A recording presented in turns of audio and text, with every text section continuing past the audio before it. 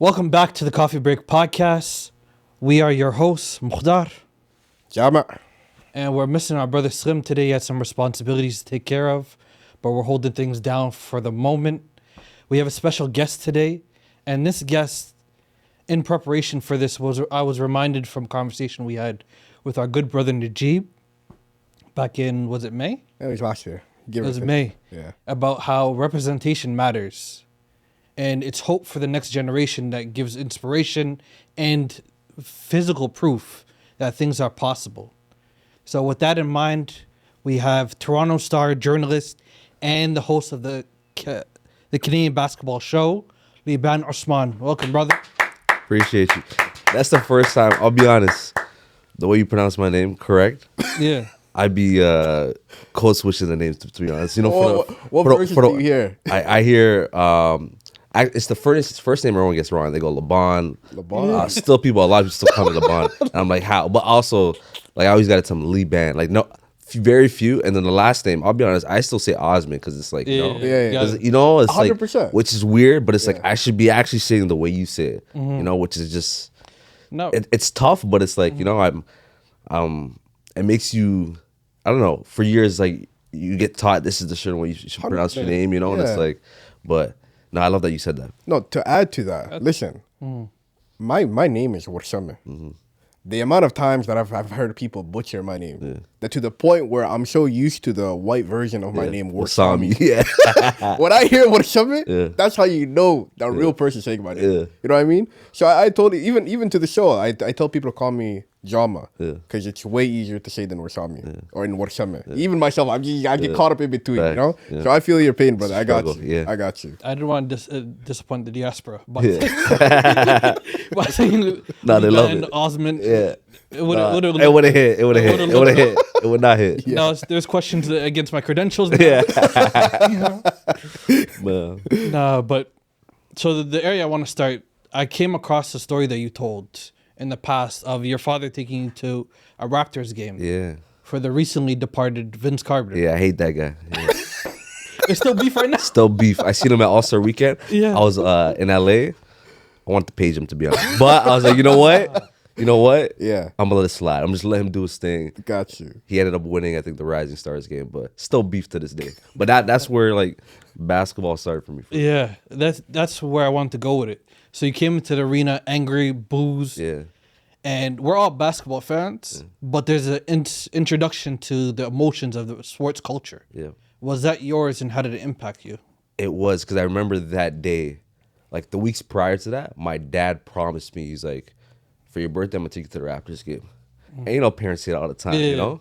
And then the day comes, he gets very like, I don't know, you know? He's like, and I'm like, no, you promised. And then like some friends that lived in the building were like also coming by the house. And then they're like, well, you promised them, you got to take them. Yeah. And at that point, like, I didn't realize how much it cost to go to a playoff game. you know? Yeah. Expensive. Expensive. Expensive, Shout out to my pops. He was like shaking. He was like, I got to do it. Took me to the game. Literally, you know where the players come out? Yeah. That's where he had me. And I was just like, yeah. So like Vince Carter's coming out, I'm yelling. I'm like, I don't know what I'm yelling, but like everyone hates this guy. Yeah. And I'm like, you know what? I'm gonna jump in. I hate you too. I'm like, I don't know what reason. So you I'm like, inherited the hate? Yes. I was 6, 7 years old. I'm like, you know what? I hate this guy. Because you all hate him, I hate him. By And proxy. by proxy, you know? And then I find out later what he did. Yeah. But like my dad was like, I don't know what this guy's on. But yeah, that's kind of like where I learned like this is what an atmosphere looked like. Yeah. You know, now when I go to games, I'm like, I want to feel that same thing, you know? Like where it's that feeling when I was 6, 7 years old going to my first game, a playoff game. Yeah. Like, man, yeah, I still hate that guy though. Nah, the Dixon court didn't change that. No. I feel like, you know what? Not even to trash on what he did in the city, but that guy is He's still a little scum. bit hated. Still, I will never recover because that guy gave us Yeah. the worst trade package in NBA history. You can maybe the Luka trade. At least they got Anthony Davis, and then they got something back in return. Very true. Yeah, Anthony He gave us. Davis. Who did he give us? He's in Alonzo- Washington now. Though. Exactly. Yeah. No, but at least they got some pieces. Oh, you the know what I'm Cooper saying? flag, yeah. Yeah. And then you can say that was kind of. That was It random. was built. People, we can't say that they knew that was gonna happen. I'll be honest. When I was at the NBA draft combine. Okay. And like the minute I was sitting, like I'm sitting, imagine in the same row as Cooper Flag, like when he's about to get find out where he's gonna get drafted because he's consensus #1 pick, right? Yeah. So it's like me, and then it's like a few other draft picks, and he's like right there, cameras all on him. Yeah. The way his face dropped when he found out he was going to Dallas, and then after that, the TVs, like all the lights, cameras go off. Yeah. Everyone's in the room chattering. The amount of agents, the amount of executives that walked back past, and they all said, "This is rigged."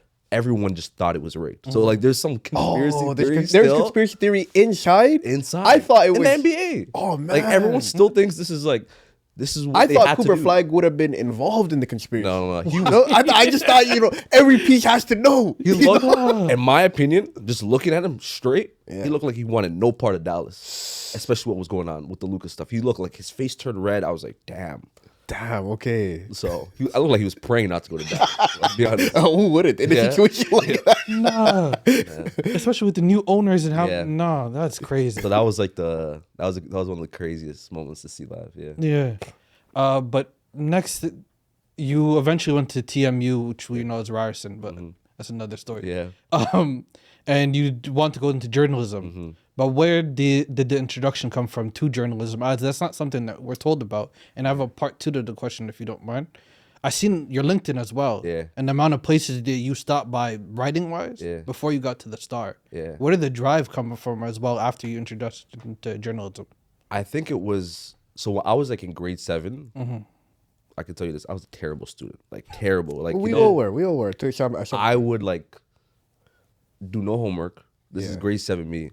The stuff I was doing was like, and then my gym teacher kind of tricked me. Shout out to him.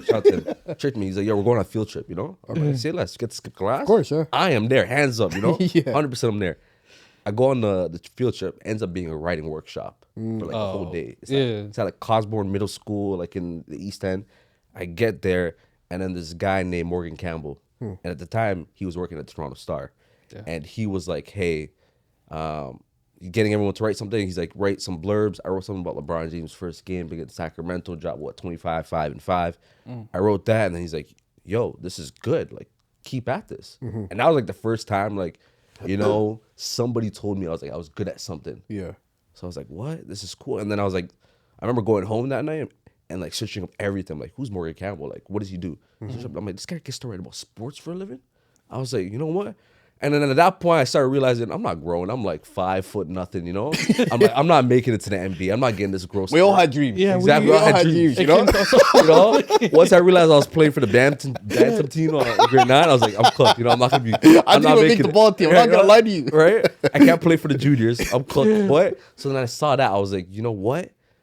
I might not play basketball. Yeah. But like, there's this pathway I could take where I can still stay involved in the game. And then I started writing for some like someone hit me up on Twitter. Like I used to be like, I'm still big on like Twitter, like live tweeting games. So like, but I was like young when I was doing. I was like 14, like live tweeting Raptors games on X, now Twitter. But and then someone reached out to me. He was like, "Hey, I see you tweet about a lot of the Raptors. Would you like to write for my blog?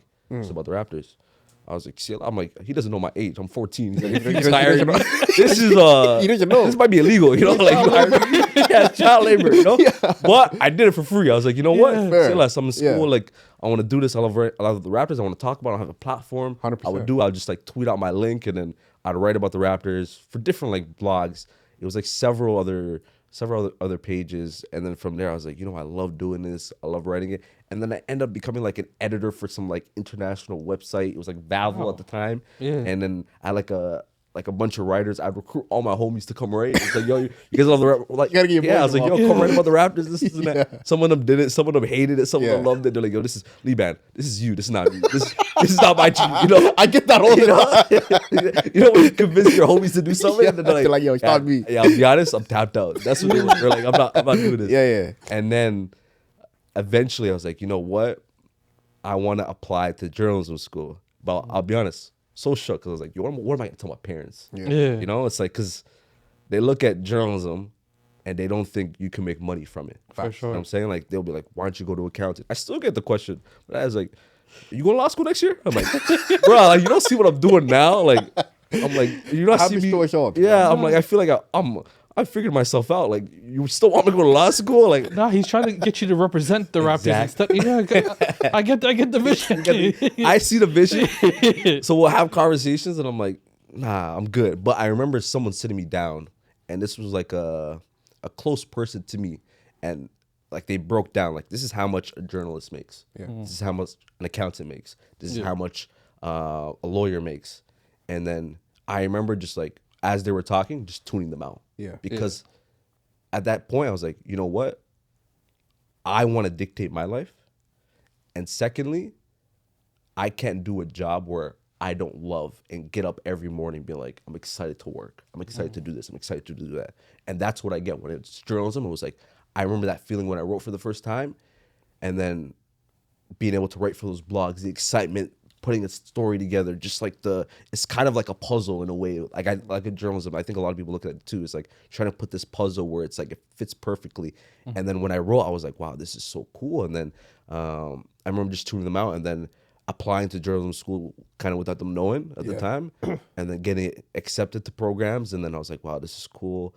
And then also at the time, I remember I got accepted to TMU. It was very late in the process. It was like 3 days after my birthday. And then I look-y think I just got in because of like the work I did outside of the classroom. Yeah. Because like I had good grades at the time. Like I locked in. I'll be honest. You Grade locked 11, in. grade 12. But they don't tell you this. You don't need, all you got to do is pass a grade 9 and 10. Anybody listen to this? 100%. Yeah, you're right. Grade 11, 12 is like, as long as, unless you want early To acceptance. be honest, just grade 12. To be Exactly. honest. As long, if you don't want early Yeah. acceptance, you don't have to worry. Yeah. So grade 12, I locked in. I got high grades. I got into journalism school. And then I remember emailing Morgan Campbell, being like, yo, you probably don't remember me. Grade 7. I was like, this is like maybe how many years passed? Yeah. Probably don't remember me. But you did this writing workshop when I was in grade 7. You told me to keep at it. I'm going to journalism school at TMU. Yeah. He emailed me back like maybe 20 minutes later. He's like, yo, I remember you. This is. And that was like the greatest feeling because I was like, what? And then he came and gave me like a tour, the Toronto Star at the time. It was an old building. And then it's kind of sad, but now obviously now I work at the Toronto Star full time. Like Yeah. I'm a reporter there. And like we didn't cross paths working at the same time, but like it's so cool to be like grade 7. This guy introduced me to journalism. Now I work at the same place that, you know. SubhanAllah, So yeah, it was like right. It's like handing the torch. yeah, Yeah. full circle. It was like a cool moment, but like a lot of it's tough too because like I have homies that still are like, hey, yo, shout you, Libaan, because like it's this pressure of sometimes it's like you want to follow what your parents because they want the best for you, you know. 100%, yeah. But at times, like you got to go what you think is best for you and what will make you happy in life, you know? So that's kind of like what I've been ingrained in my head. And I was like, no one's going to tell me. I have people that were telling me, yo, I don't know if this is going to work out for you. People like doubted. People laughed at me at times. And I was like, nah, I'm doing this. Even if I make $5, whatever. Yeah. But you know what? This is what I'm going to do. And I'm going to find my way and then end up working at Canada's largest newspaper. And I'm like, now there's I'm not the only, there's one other Somali that works at the Toronto Star. Were you the first Somali that you're aware of? I think so, that I was aware of. Yeah, 100%. And then now there's 2. So both of us full time. And he's like a few years younger than me. He went to TMU journalism afterwards. Ilyas, shout out to him. And both of us cover sports, do all that kind of stuff. So it's crazy to think that it's 2 Somalis working at the Toronto Star. Yo, mashallah, that's incredible. incredible. No, I seen you guys did an interview together too. Yeah. A few years back, right? Yeah. He interviewed me for one of his projects. Yeah. And I remember just sitting with him. I was like, yo, you gotta, because it was a student newspaper at the time. I was trying to like, that student newspaper at TMU, the Eye Opener, changed my life. Because that was like, every interview I went to after school, everybody worked at the Eye Opener. So I'd be like, I'd go search up the name. I'd be like, yo, you worked at the Eye Opener, huh? Like I used to be like, you know, like that was like my age. I was like, yo, you used to work here. Well, I do this, you know, like, you know, I used to like flaunt it. So I told him to do the same thing. And then he ended up also just getting to the start too. So it was like, it's cool for us both, like seeing our journeys. And then 100%. you know, I feel like representation is like so important, right? For sure. For people, like I'll get people will hit me up whenever I get the time. I was like, I want to have a chat. If you any questions about journalism when you try to get into it, hit me. Cause that's like, you know, it helps us. There's so many people too that are in like TV, that are in other lanes in media, that it's so cool just to have. And I think it's so cool for representation, and it's so cool just for us to be able to have a voice. Because years prior we didn't, right? We didn't. Not like for your sure. platform right here, like being able to podcast. Like I feel like there wasn't this space, right? 100%, yeah. No, what I do love is the fact that you brought up representation. Because growing up, I say this story all the time where I thought I wanted to do so many things, but seeing people who didn't look like me in these spaces, I was like, it's not possible. Yeah. And the people before me couldn't do, why could I do it? And mashallah, now seeing people like you in a place where I didn't even dream was possible, I'm sure for the younger community now it gives them a drive. Like now I seen Libaan do it, I know I could do it. And I wish back in the day we could have had that type of representation back then, because it would have drove so many people in areas where they never thought would be possible, you know? Because imagine if I told you the story all the time where it's kind of like I thought I could be an engineer, but I never saw anybody who looked like me being an engineer. So that's why I switched careers to do something different that I seen somebody do, you know? As a child, people don't realize how you need inspiration in order to believe that you can move forward. You know, sometimes you need to see other people's footsteps in order to take those same footsteps in the direction that you want to go. And mashallah, I think you're doing great for the community, where you're kind of trailblazing and pioneering an area where a lot of Somali people are not at, you know? And I want to give you, I was going to give you your flowers multiple times. Nah, this appreciate interview, that. but I did want to say, I think what you're doing is incredible. And especially for the brother who, the second Somali brother who's at Toronto Star, I'm sure to a degree, I'm not sure what his drive was, but you were what made it possible for him. You know what I mean? So just wanted to give you your flowers, brother. Appreciate y'all. But like, see, Morgan Campbell, I seen him as another black guy. 100%, So I was yeah, like, yeah. you know what? It's like you see that, and it's like you envision it. You're like, that's possible. And like, like I feel like many people too. Like you get paid to write about sports, just journalism in general. Like Yeah. I cover.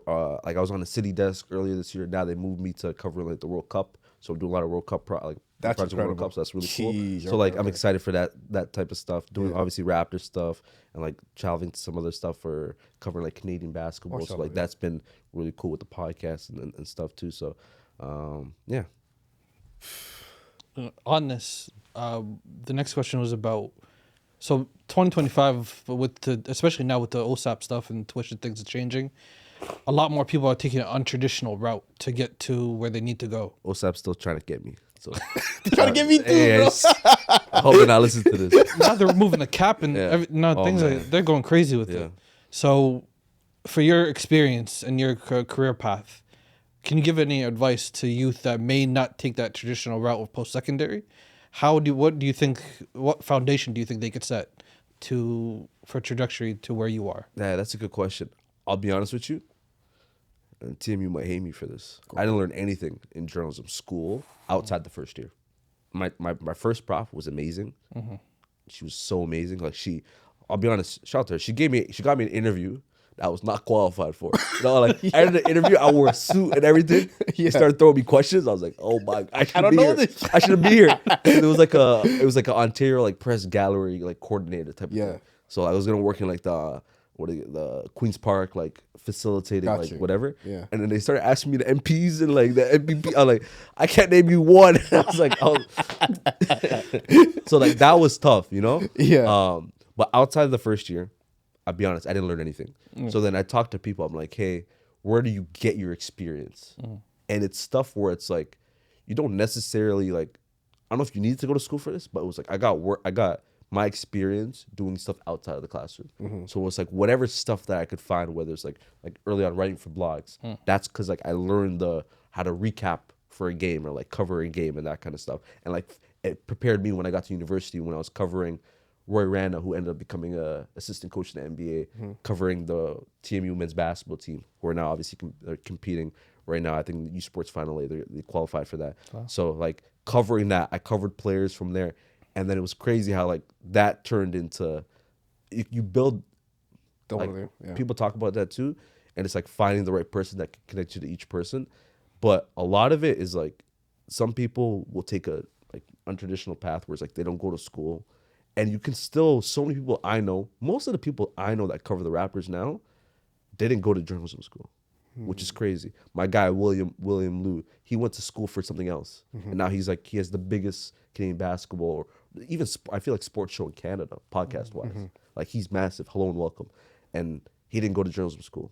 So it's like this, you're building this authentic brand, but he's so knowledgeable about the Raptors that people go to him, right? Fact. And he brings him and his other co-hosts, they bring this element where it's like very funny in terms of the show, right? Yeah. So they bring humor and they cover the Raptors. So it's not like you don't necessarily need to go to school. I always preach, I'm like, yo, It's kind of a scam, to be honest, especially after the first year. I've been saying that. I want my money back. back. And then they make you pay for some unnecessary books that you don't need. I'll be honest, I can't remember how many, like, I didn't read books. Yeah. Like in like I took politics courses. And they made you to read this. I didn't need to read that. I need to read The that. textbooks be like 150. Yes, 150 for what? Where am I gonna get that? And I'm gonna spend 2 days reading it. That's what I'm saying, bro. Preparing for a final exam, just to like make sure I know I cross my. I can't afford that. No, Yeah. 18-year-old. it's insane. It's Yeah, insane. man. So that's why I'm like, I'm not a. Even though we come from a background, it's like if you don't go to school, like frowned upon, right? 100%. Yeah. Yeah. I still think that experiences, if you can find experiences outside the classroom, that goes way longer than, because that's especially when I got into job interviews. Yeah. They never asked me my GPA. They never asked me what did you learn in like podcasting 310 in journalism school. Like they didn't ask me about like that or TV writing. They didn't ask me anything about that. They said, hey, what is your experience? Where did you work at? What did you do outside the classroom? That's literally all their questions. They don't ask me anything about inside the classroom. Yeah, I got the diploma. I'll be honest, if I take the diploma out of my resume, who cares at this point, you know? I agree. I don't care about that. If I see you got a diploma, honestly be like, damn, this guy got scammed and went to school. I'll be looking at it like that. That's what I'm saying. This guy got bro. scammed. What do we actually? Okay, to your point, I say this all the time. I'm an advocate for school is important. I'm not saying it's not, but for some careers, it's absolutely necessary. No, yeah. Like I want my doctor to go to medical Of course. school. Oh, you have I to. want my lawyer. I can't trust you. You know what I mean? I want my lawyer to go to law school. Yeah. There's so many roles that require schooling. I understand. But subhanAllah, there's so 99% of a lot of the jobs you learn in the role. Yeah. You know what I mean? Like I did 4 or 5 years of university at York. Broski, when I left, in the first 6 months that I was at my internship, I learned more during that time than I did during those 4 or 5 years. 100%. Because they're trying to teach you a whole bunch of, get this book that's $150, by the way, which I can't afford. Get that book. And then when I come here, that's not what they ask you to do. You're put on a project where it actually collaboration matters. And then, alhamdulillah, I say this all the time, I had an incredible mentor in which she actually invested in me, saw me as this 21, 22-year-old kid who knew absolutely nothing and took it upon herself to actually teach me what I know. Yeah. That 6 months meant more to me than the entire 4 to 5 years that I was in university. Yeah. You know what I mean? And to your degree, I'm sure that you can actually agree with this also. That 1 year, I'm sure you learned everything that you needed in order to actually do what you actually need to do out there. Yeah. You know? Yeah, and it's funny too because it's like the newspaper that I work for, the student newspaper, I learned more in that than the school itself. Exactly. So, and then I get to the Toronto Star, I work in like the breaking news type of like, I'll be honest, it was, it's kind of like the trenches of like the journalism, you know? So when you start early on where it's like, you honestly, I hated this part. You got to call the police. You got to ask them about the shootings that happened. You're in a quick file type of thing, you know? Yeah. So I did that for first few months. And then there was openings in the Star. And then the opening was on the digital desk. And the job was social media. So they first hired me on as like somebody that would run their social media. So I was running the Toronto Star's Instagram, that kind of stuff. I didn't learn any of that in school. But the person that hired me, and shout out to her, she was like a big mentor for me too. And like she got me into like, I would say where I'm writing in terms of like profiles in the city, all that kind of stuff. But she saw me just my Twitter. She's like, this guy tweets a lot. This guy tweets a bit, you know, like like he's a bit reckless with his tweets, you know. Yeah. But he understands Twitter. Fact. Let me hire him. Yeah. So it was just like based off of like I didn't learn any of that. I was tweeting for how many? You were 14. 2011. Yeah. I've been tweeting since 2011. I didn't learn that from school. I just learned like you kind of know what will get you likes, you know. Even though like that's you don't want to play that game all the time, but like. You learn social media. You know what gets traction. Exactly. Like that. I didn't learn that in school, but that was my job, and it was such an easy transition. So that's just another example where you don't need school, you know. Facts. But yeah, doctors, please go. Yeah, please. I need y'all. I need y'all. I can't be going to the. I need to know you. I need to see some diplomas when I enter the office. You know? Especially during a time where we live during the AI time, where a lot of doctors are learning from AI. I'm like, 20 years from now, we're cooked. I need we're cooked. Yeah, we're cooked. Based on that, what would you say? Twitter came up a couple times when you mentioned. Would you say that's still the best networking tool for people to connect to other writers? That's a good question. A bunch of people, I'll be honest, a bunch of people hate Elon Musk. They're like, let's go to Blue Sky. Yeah. I went to Blue Sky, I'll be honest, wasn't the same. So I went back. I went back. I was like, I love Twitter. It's a bit toxic. It's been toxic, but I love the toxicity. I tried. Yeah, I tried, but y'all too positive on Blue Sky, to be honest. I love a little toxic. You like the little I toxic? just a little bit, just a little bit, just a little bit. So I was like, I gotta go back over there. For me, at least for live sports, when you're covering like, say, Raptor stuff, Twitter is by far the best. X is by far the best in terms of like that live breaking news, like all the stuff that's going on in the world right now, like getting live news. X is by far the best. Even though you don't like the person running it, even though I don't like the person running it, it's still the best platform. Facebook, that's for them 50 plus old people. Instagram, I feel like Instagram's a bit slower too. It's not like, I'll be honest, if I post, you guys can correct me, if I post once on Instagram, I feel like it's too much. Twitter, I can post like 5 times in an hour, and I'm like, I agree with that's that. my, it's my platform. agree with that. Twitter, I feel like you can post multiple times. Instagram, I see somebody posting 5 times, I'd be like, yo, what's going on? Get a job. I'll be like, you going through a crisis 5 times in a day? Like, Invasive. yeah.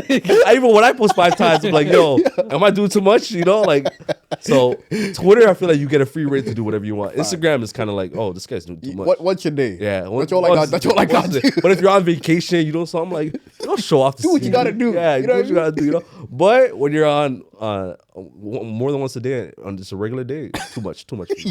Yeah. So this next question just relates to us directly because we're trying to grow a show right now. These are 2 different muscles I've learned as well. Your writing voice compared to your interviewing voice. How do you develop them? That's a good question. I don't even know, to be honest. Oh, I'll say the biggest thing for me is, I don't know if I really rehearse my questions. I really don't. Most times, it's like whenever I ask a question, it's like I want to get into that discussion. And it's also just like, most times too in journalism school, it's like the biggest thing you learn. Outside that, the first year I learned, like I said, the one thing I learned, you gotta listen. Like most times, like when I'm chatting with you guys, it's like you gotta listen to what the person's saying, and it's like you can take some small thing of what they just said, and it can turn into a big moment. Exactly. Where it's like we're a discussion of more things. Like some of the interviews I do, sometimes I'll go in honestly with not even many questions, 5 questions, and I'll be like, let's get into the discussion. Let me pick some stuff. The main theme of what we're gonna discuss.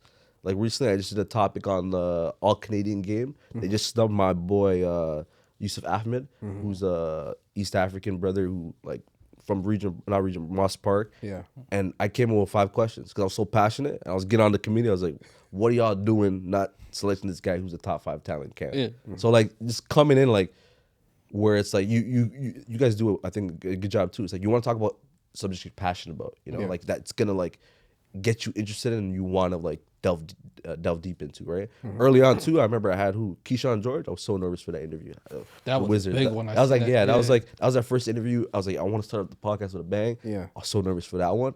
And I felt like I over prepped for that one. Yeah. But then like seeing the progress, like it's just a journey, this podcast journey. I feel like for you guys, for me, it's like seeing the first one I did to my most recent one, I'm a completely different person. Absolutely. You learn the craft. You learn when you can say things. Sometimes you upset people and people get pissed off. 100%. I got a lot of texts. People say, "Libaan, you should have said this. Libaan, you got to chill on this." But I'm like, you know what? This is a podcast setting, and it's like sometimes you say stuff that you might regret. Sometimes you say stuff that it's in the moment, and it's like it's authentic. I think that's why people listen to podcasts, and I enjoy it. I'll be honest, the writing stuff, it's good. I enjoy it when it's like I got to learn something new about somebody or learn like certain details that you won't get on different settings. But podcast is just so real and authentic. So like, you know what I'm saying? Non-edited. Like it's non-edited. You don't know what's gonna happen, and that's kind of what I lean into when I do podcasting. It's just like keeping it real and authentic, and then not knowing like this podcast can go in one direction and then it can go another direction, and just taking it how it goes. Yeah. How do people react to that, Keyshawn George? And then we got excited. I texted these guys when I seen you with BI. Yeah. And then Anthony Edwards. Yeah. Those were big. How did people react to that? Yeah, it's a lot of, because like a lot of people will hit me up and be like, yo, that's crazy. Like the Anthony Edwards clip, like I actually asked him a question just about, it kind of went viral where I was asking him about, he had a crazy, like it was in, I don't know, game, but clutch shot late in the game, seeing him there. And then a lot of it too was like, I cover the Canadian talent coming up. So now it's like, and shout out, like, remember I told you that the editor that hired me on the digital desk, she was like, I want to put you out there. So I was like, early on, just going to Raptors games, doing social media and that kind of stuff. And now I'm in the locker rooms, I'm asking questions for stories or whatever it is, stuff that I'm working on, right? So that's like how you get in, right? Yeah. And then I'll be honest, I looked into the room at times, I was like, damn, I'm the only black person here, you know, which is kind of tough. Outside of maybe the TV people that are like former players that are on the TV or that kind of stuff, I was the only black reporter at times, which is tough, you know. But I was like, wow, this is so cool. You kind of get pinch me moments. I still get pinch me moments sometimes when I'm like, wow. I wasn't at the Wemby game because I was at TMU, but I was like, certain players. Who was the first player? Seeing Braun for the first time. I was like, early on, I had to crazy. I made sure I got to the arena early. I was like, let me make sure this guy's working out like at like 3:30, 4 p.m. Yeah. Games at 7:30. I was like, Right. this guy is Prep's like crazy. Prep's crazy. Yeah. So like seeing these guys, seeing the prep, and then the Canadian guys like Keyshawn George, I was able to build a relationship with him when he's going through the draft process because he was like, his father played in Canada, but he's from Switzerland. So like his father moved professionally, played in Switzerland, and that's where he had Keyshawn. And then I was able to build a relationship through the draft process. And then whenever he sees me, he's like, wow, I know this guy. You know, it's like that's how you build relationships, sort of things. You know, so I usually get to know these guys before they become NBA players, so that when they become NBA players, it's easier to connect with them. And if I want to do a story and that kind of stuff, it's easier, especially with the Canadian talent coming up. Yeah. It's so hard. Shea is a mega star now, right? Yeah.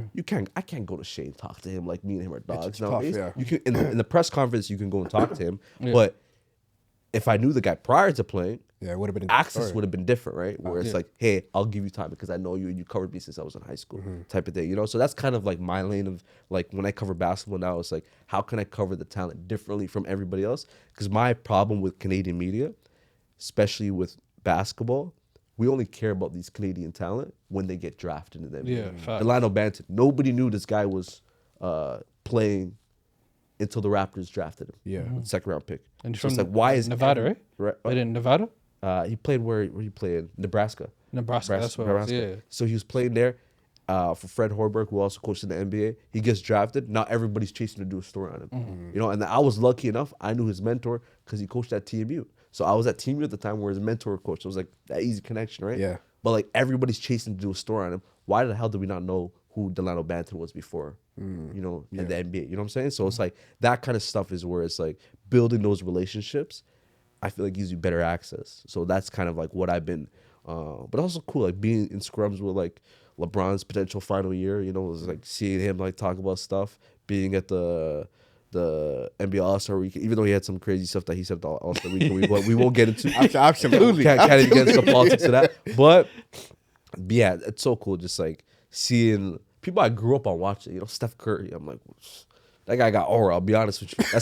And people get mad at me. I say that guy's top 3 all time. But, you know, he got aura, though. Steph Curry got aura, I'll say that. Navigating a little bit from the basketball, I seen as I was researching you're diversifying how much you cover because you do local pieces as well.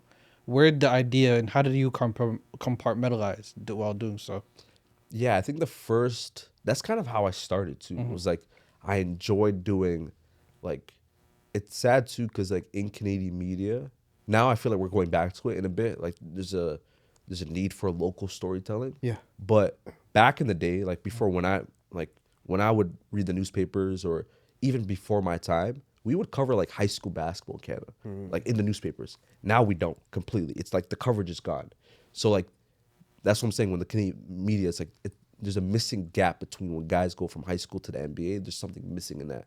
And then there's also missing stories when it's like a guy in the neighborhood that everybody knows that's like kind of like the local hero, you know, like what he's doing off the court, helping kids stay out of trouble, that kind of stuff, you know? So I've done so many stories on that where it's like, that's kind of like my bread and butter. Because like being from these neighborhoods, being from Esquimalt, being from Regent, being from Lawrence Heights, being from Rexdale, like all these neighborhoods, Jane and Finch, these neighborhoods, you hear so much negative. 100%. And that's what I hate when it comes to the news. Because like I remember when I was an intern, early days of the Star, having to call about shootings in Jane and Finch, having to call about shootings in Scarborough, having to call about that kind of stuff, you know? And I would see this and I'm like, I know so many good stories in these neighborhoods. Not just these gun violence that we're told that we have to report, right? Covering all this kind of stuff, you know? I know so many cool people doing stuff that doesn't get spotlighted. Why can't I tell that? Especially with my basketball connections, people that I know in the neighborhood. Why can't I tell those stories? So I had an editor at the time that was like, hey, do it. Go do it. We'll give you the opportunity. Just go do it. Find the story. And then I was like, wow, okay, I'll pitch it. I did the stories. And then it got so much like feedback, such great, like did well, like, in, like so many stories that like the Lionel Banton story I did from like how Rexdale, like how he kind of like, he was Rexdale in a way. Like the Rexdale neighborhood was him. And he used to ride, what was it? I think the 42 bus, like I forgot what it was, Kipling bus. 45. 45. 45. Yeah, Come on, bro. That's my neighborhood. Bro. You know me, bro. So so the 45 bus, and whoever rides the 45 bus, long journey. Yeah. That's from the trenches. It's from everywhere. From the trenches. Yeah. So I remember going for that story, going on the Kipling bus to go to the, like near where his house was, to go to the community center. I remember sitting on it, I was like counting the amount of stops. I'm like, bruh, this is 1, 2, 3, 4. 100. Like, I was like, this is insane. So this guy would do that every day just to get to school, you know? And then he ended up, what was his jersey number? 45 in that day. To pay an ode to like the bus and like where he came from. Yeah. So like little stuff, like details like that, where it's like, the Rexdale is him, you know? Like, and then you talk to anybody in the community, like he represents that neighborhood like nobody else, you know? So telling stories where it's like, I did another story on a guy, Ahmed Ali, A2. He played at Portland, I believe, right? And he was like, I think he was first in scoring amongst Canadians in NCAA as a Somali. We've never seen that before. So it's like, why isn't this talked about? Yeah. So it's like, the fact that he was doing that kind of stuff, paving the way, and now I'm seeing so many, not just Canadians, but like so many Somalis in the NCAA. You know, so it's like he was one of the first to kind of like, he dropped like 100 in a game, like in Canada high school. Like the stuff that he was doing was kind of like insane. And I knew his brother because he also coached. Now he's at West Virginia. He was also coaching at TMU at the time. And I did a story on him, but it was like a lot of like, this guy, what he's doing is kind of putting on, it was like, you're living like everybody's dream of like, I want to be that hooper. And it's like, he's doing it. He's putting on for his community. He's putting on, he's representing, you know, through all, he was like dealing with some heart issues too at the time. And then he also ended up playing NCAA and then got through it, got cleared and played and was able to drop like what I think he was like averaging, I don't want to get it wrong, but double digits, high double digits. Yeah. So No, I think that's like that. super incredible where, you know, the communities we come from. The only thing that you ever see in the news regarding them is gun violence, gang violence, drug going around the neighborhood. So having somebody actually talk about the positive aspects of what's happening, you know, it can give light to so much different things, you know? Like for me, example, I remember being a part of I was just going to school one day and then I saw a Somali brother who saved a woman from like, she was on her walker, right? And then she just dropped like this.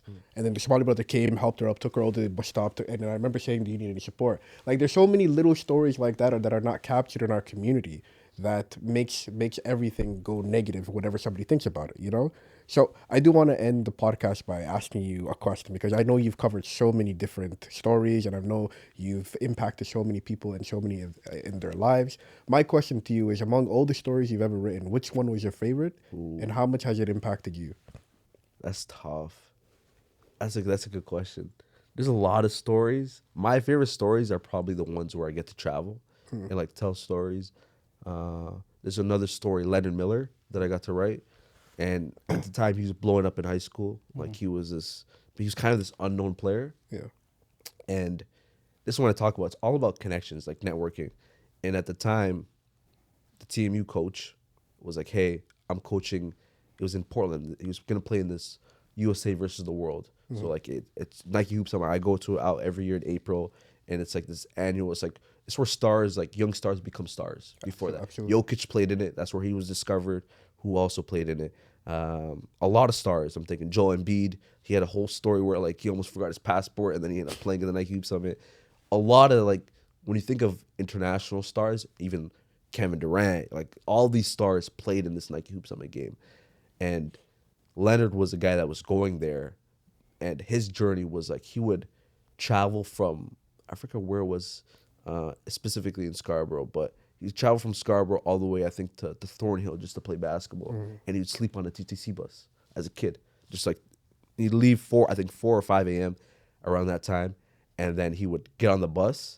And like I think the journey would take like I don't know how long exactly, but he'd sleep because like, he would not get any sleep. And like there's photos like the story I wrote had a photo of him. So it was like before this guy even he was like in the midst of like kind of blowing up, going through that process. And I remember getting a call from somebody and be like, "Hey, like good that you're here. He's literally killing it in practice, close scrimmages. He's killing everybody in close scrimmages. He's literally like." On the way to the NBA. Yeah.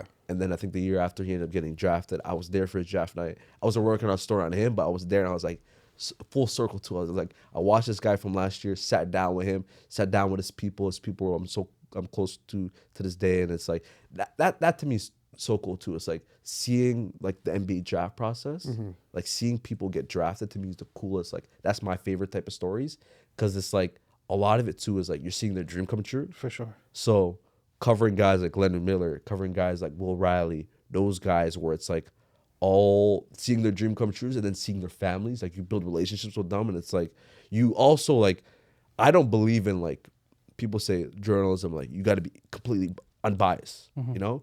That's to me, I can't be unbiased because of my lived experience, Of course, you know? So I like, that doesn't exist. So like this being biased to me, like there's always blurred lines, especially like the people that are unbiased don't have much, like they're not impacted in a way, you know, especially when I tell you, like, I love telling stories of like neighborhoods of like Jane and Finch, all these neighborhoods, because those are neighborhoods I come from, right? Absolutely. That's the neighborhoods we come from. Yeah. So we're impacted by the stuff that go on there, 100%. whether it's gun violence, whether it's this. So when the stories are not told in a bright way, or it's like we're not spotlighting the good stuff, we're impacted by that, right? Yeah. So for me, it's like the draft has been cool. I think I covered the draft 3 times. So seeing Leonard Miller get drafted, seeing Will Riley this past year, built a close relationship with him and his family, seeing Omax Prosper, Montreal guy, he's now, I think, in Memphis, seeing him get drafted, and like the access, like you find out behind the scenes stuff in the NBA that you're like, oh my, this is how the NBA is? Like it's really like a behind the scenes like soap opera, like a business that like a lot of stuff happening behind the scenes that you're like, I can't believe this is the NBA. Because like you watch it on TV, you're like, It's professional. stuff behind the scenes is like insane. So like that's my favorite type of like storytelling. Leonard Miller was a good one, like having be able to be like, hey, I had the first story before he blew up. It's like cool. You know what I'm saying? Like, like it's like saying you had the first story. I remember watching a video of Kevin Garnett when he won the NBA Finals back in, I think it was 07, right? 08. And there's a reporter that asked him a question, and he's like, yo, he paused everybody. He's like, that guy over there, he's been covering me since high school. You know? And like, that's such a cool moment because it's like, and then you get your flowers in a way, right? I want to have that moment, inshallah, you know, where it's like someone's like, this guy's been covering me since high school. Salute to him. It's been like, and then seeing them accomplish, seeing them win, I feel like I win in a way. 100%. You know? So it's like, I get to see them realize their dream. I'm covering basketball on the highest stage. It's like, You know, there's more to basketball than actually playing basketball. Exactly. A lot of the exposure that is supported by people like you, like the journalists and the reporters, you are actually one of the reasons why you put people in the situations where they can play in the NBA. You know, so to your point, I do see how why you sharing that win. It's because you were there. You were some of the footsteps that helped that person get there, right? And then they'll look at your stories too at times, and they'll use it as resources. Like NBA teams, they'll be like, "Oh, I found this information about this," and some teams will hit me up and be like, "Hey, what do you know about this person? How you covered him and that kind of stuff." So it's like you're privy to more stuff, and access gets bigger, and then it's cool just like seeing the process where it's like the behind the scenes to all of it, and then. Yeah, I feel like I'm living my dream through some of these Canadian players. For sure. You know what I'm saying? So that's the cool Mashallah. part. That's incredible. No, I felt a small part of that. Years back with the Pan Am Games, just before Jamal Murray went to Kentucky. Yeah. He hit a game winner and then ran through the crowd outside. Yeah. And then next thing he went to Kentucky, killed at Kentucky, then ended up winning an NBA championship. Just feeling that from where he was, that game winner, to the championship. No, it's crazy. But just to wrap up, brother, do you have any socials, any drops that you want to give out? At Libaan *1, I think across all platforms, LIBAANSTAR, and then number 1, IG, Twitter, where else? Don't find Blue Sky. Don't use, to be honest. Blue Sky. Blue Sky. Don't check out Blue Sky. Go check me out there. The Canadian Basketball Show. Check us out at IG. building a lot of content. We got some interns now working for us, so it's been cool having them part of the podcast, and yeah, just growing that platform. And big summer, man, big summer with a lot of basketball stuff happening, traveling soon. So yeah, tap in with you guys too, man. For Come sure. on. Come on, Come man. on You now. know that. Come on. All right. Thank you so much for joining us. I am Mukhtar. I'm Jama. Libaan Osman. All right. And shout out Wait. to our, yeah. Libaan Osman. Let's go. Gotta get that right. Shout out to our brother Slim. We're going to see him back soon. All right. Thank you so much for joining us. Take care.